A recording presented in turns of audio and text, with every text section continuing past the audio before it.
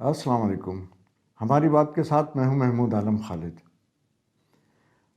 اگر ہمیں یہ جاننا ہو کہ موسمیاتی تبدیلی کے حوالے سے مستقبل میں کیا ہونے والا ہے، مستقبل کی صورتحال کیسی ہوگی، یہ دنیا کیسی ہوگی، یہ کرۂ ارض کیسا ہوگا، تو اس کے لیے ہمیں جانا پڑے گا اقوام متحدہ کے ادارے بین الحکومتی پینل برائے موسمیاتی تبدیلی، جسے ہم IPCC کے نام سے بھی جانتے ہیں۔ IPCC ہر 5 سال کے بعد اپنی ایک تجزیاتی رپورٹ شائع کرتا ہے۔ اس کی پہلی تجزیاتی رپورٹ 1990 میں شائع ہوئی اور چھٹی تجزیاتی رپورٹ جو ہے وہ اگست 2022 میں شائع ہوئی تھی۔ اس کا آخری حصہ مارچ 2023 میں شائع ہوا۔ ہزاروں سائنسدانوں کی مرتب کردہ یہ رپورٹ پچھلے 50 سالوں کا جائزہ ہوتی ہے۔ اس اسسمنٹ رپورٹ کی ایک خاص بات یہ ہوتی ہے کہ اس کو شائع کرنے سے پہلے دنیا کے تقریباً تمام ممالک کے نمائندے اس رپورٹ کو دیکھتے ہیں، ان کے الفاظ کو جانچتے ہیں، اس کا پورا مواد چیک کرتے ہیں، اس کے بعد اس کی منظوری دی جاتی ہے۔ یہ بات میں نے آپ سے اس لیے کہی کہ مارچ میں شائع ہونے والا جو اس کا آخری حصہ ہے چھٹی اسسمنٹ رپورٹ کا، اس کی چند باتیں میں آپ کے سامنے رکھتا ہوں۔ نمبر 1 کہ دنیا اب اس بات سے مکمل طور پر آگاہ ہو چکی ہے کہ موسمیاتی تبدیلیاں رونما ہو رہی ہیں۔ نمبر 2 یہ موسمیاتی تبدیلیاں ہم انسانوں کی پیدا کردہ ہیں، ہم انسانوں کی سرگرمیوں کے نتیجے میں مارز وجود میں آئی ہیں۔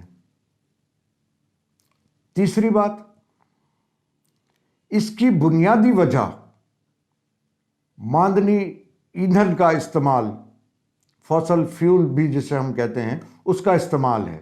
اس رپورٹ میں ہمیں بتایا گیا ہے کہ 1970 کے بعد سے لے کر اب تک دنیا کے درجہ حرارت میں جتنا اضافہ ہوا ہے یہ پچھلے 2000 سالوں میں بھی نہیں ہوا ہے۔ فضا میں کاربن ڈائی آکسائڈ کی جو مقدار ہے وہ پچھلے 2 لاکھ سالوں میں سب سے زیادہ ہے۔ سمندری سطح میں اضافے کی جو شرح ہے وہ 1901 سے لے کر اور 1971 تک 1.3 تھی، اور اب 2006 سے لے کر 2018 تک اس شرح میں 3.7 ملی میٹر کا اضافہ ہو چکا ہے۔ بین الحکومتی پینل برائے موسمیاتی تبدیلی کی اس اسسمنٹ رپورٹوں کو موسمیاتی سائنس کا سب سے بڑا جائزہ تسلیم کیا جاتا ہے۔ دنیا میں اس سے بڑا جائزہ موسمیاتی سائنس کا کوئی دوسرا نہیں ہے۔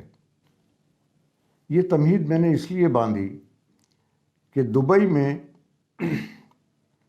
30 نومبر کو شروع ہونے والی عالمی ماحولیاتی کانفرنس، جسے ہم COP28 کے نام سے بھی جانتے ہیں، 13 دسمبر کو اختتام پذیر ہوئی۔ اس کانفرنس کو 12 دسمبر تک جاری رہنا تھا، لیکن اس میں ایک دن کا وقفہ، ایک دن بڑھایا گیا، اس لیے یہ 13 دسمبر کو اختتام پذیر ہوئی۔ یہ کانفرنس ایک مرتبہ پھر بہت سارے وعدوں کے ساتھ اختتام پذیر ہوئی۔ جیسا کہ میں نے آپ کو بتایا کہ اس کرۂ ارض کو موسمیاتی تبدیلیوں کے حوالے سے جو خطرات لاحق ہیں، اس کی بنیادی وجہ معدنی ایندھن ہے، جس کو ہم فوسل فیول بھی کہتے ہیں۔ کانفرنس کو ایک دن بڑھانے کا مقصد یہ تھا کہ کانفرنس کے مندوبین فوسل فیول کے حوالے سے کسی نتیجے پر نہیں پہنچ پا رہے تھے۔ 2 چیزیں چل رہی تھیں۔ دنیا کے 100 سے زائد ممالک کا کہنا یہ تھا کہ ہم جو معاہدہ کر رہے ہیں اس معاہدے میں فوسل فیول کے لیے فوری خاتمے کا لفظ استعمال کریں۔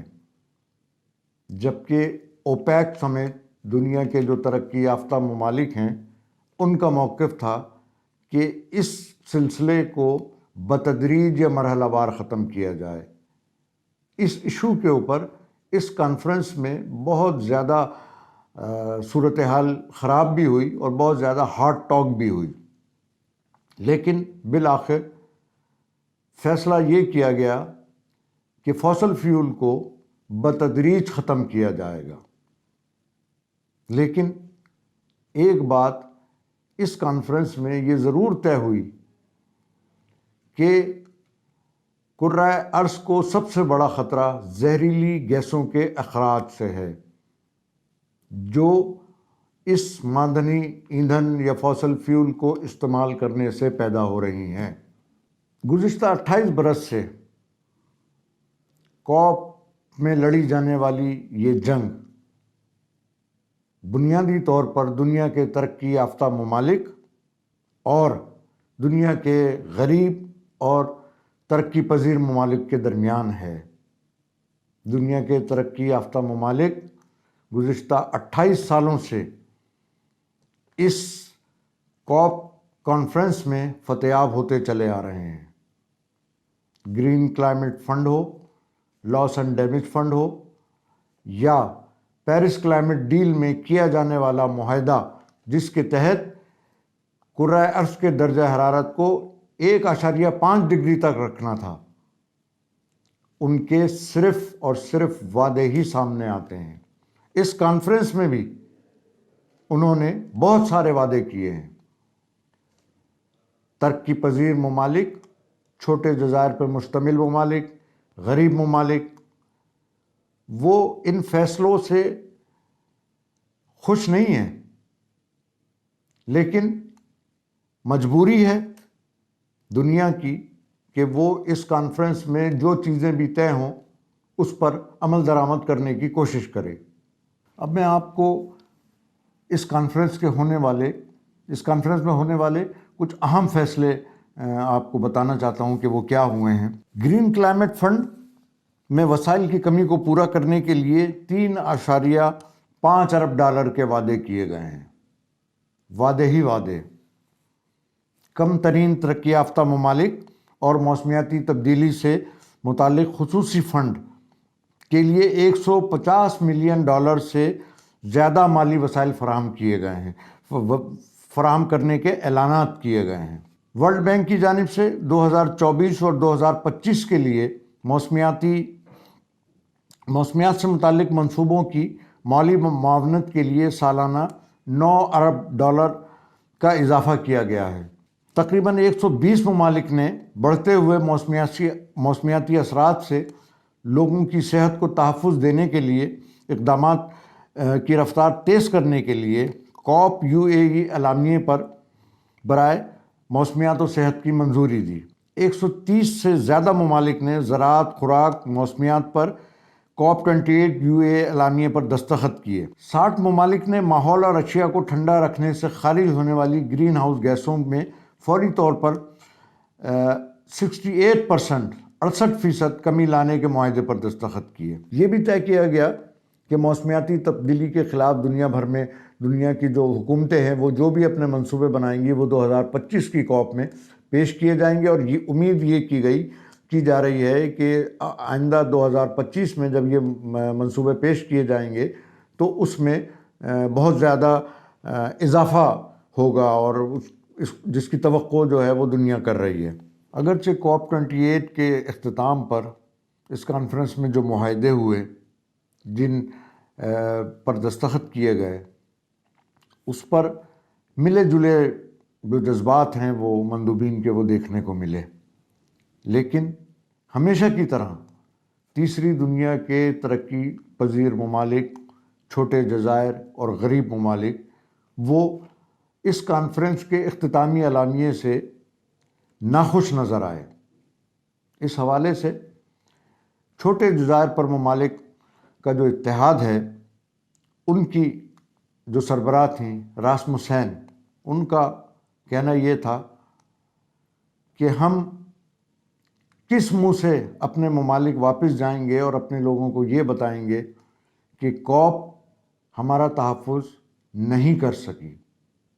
Climate action network international کے ہرجیت سنگھ نے کہا کہ ماندنی ایندھن کے حوالے سے جو معاہدہ ہوا ہے اس میں بہت ساری خامیاں موجود ہیں، اور ان خامیوں سے دنیا کے ترقی یافتہ ممالک فائدہ اٹھائیں گے۔ اس حوالے سے اقوام متحدہ کے سیکرٹری جنرل انطونیو گوتریش نے کہا کہ جن ممالک نے ماندنی ایندھن یا فوسل فیول کے معاہدے کی مخالفت کی ہے، بالآخر ان کو بھی فوسل فیول کے استعمال کو ترک کرنا ہوگا۔ یہ ایک حقیقت ہے کہ موسمیاتی آفات کے نتیجے میں دنیا کا ہر خطہ شدید متاثر ہو رہا ہے، لیکن یہ بھی اپنی جگہ ایک حقیقت ہے کہ اس کا سب سے زیادہ نشانہ گلوبل ساؤتھ بن رہا ہے، خاص طور پہ دنیا کے ترقی پذیر ممالک، دنیا کے غریب ممالک، چھوٹے ذرائع پر مشتمل ممالک، یہ موسمیاتی آفات کا سب سے زیادہ نشانہ بن رہے ہیں۔ لیکن ان موسمیاتی آفات کو پیدا کرنے میں ان ممالک کا کوئی کردار نہیں بنتا ہے۔ ان ملکوں کے لوگ، تیسری دنیا کے لوگ جو اس کا سب سے زیادہ نشانہ بن رہے ہیں، ان کا اس موسمیاتی تبدیلی میں کوئی کردار نہیں ہے۔ موسمیاتی تبدیلیاں ان ملکوں کے عوام کی زندگیاں مشکل سے مشکل تر بناتی چلی جا رہی ہیں، ان کے حقوق پامال ہوتے چلے جا رہے ہیں، لیکن ترقی یافتہ دنیا صرف اور صرف دکھاوے کے اقدامات اٹھا رہی ہے۔ آنے والی کوپ 29 جو آذربائیجان میں منعقد ہوگی، یہ سوال اس میں بھی رہیں گے کہ ترقی یافتہ دنیا کب تک ان ملکوں کے ساتھ ایسا سلوک کرتی رہے گی۔ کوپ 28 یقیناً بہت ساری ناکامیوں کے ساتھ کچھ اچھے پیغامات لے کر بھی آئی ہے۔ ہم امید کرتے ہیں کہ آئندہ ہونے والی کوپ میں مزید کچھ ایسے فیصلے کیے جائیں گے جو دنیا کے ان ممالک کو، جو گلوبل ساؤتھ کو کوئی نہ کوئی ریلیف فراہم کریں گے۔